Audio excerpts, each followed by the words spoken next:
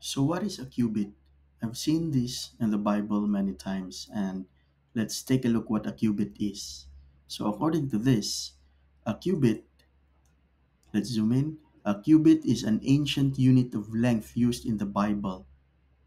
The word qubit means cubitus, meaning elbow or forearm, and it was originally based on the length of person's forearm from the elbow to the tip of the middle finger. So think of it as this one elbow to the tip of the middle finger. So this is actually one cubit. But yeah, different people have different sizes, right? Different height.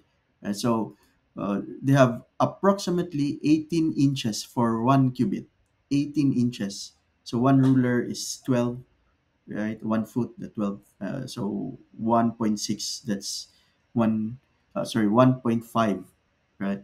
One ruler and point 0.5 of it is 18 inches or 45.7 centimeters, right? And according to this, Noah's Ark is 300 cubits long. So 300 cubits, if you multiply it with 45, so that gives you around 137 meters. So that's high. I mean, that's the length of Noah's Ark, right?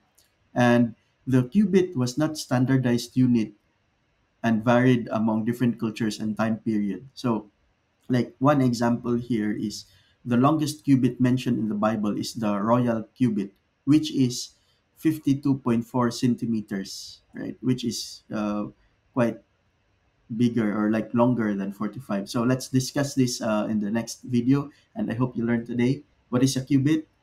It's a measurement from the here elbow to the tip of the middle finger, and that's around 45.7 centimeters or 18 inches. Have a great day.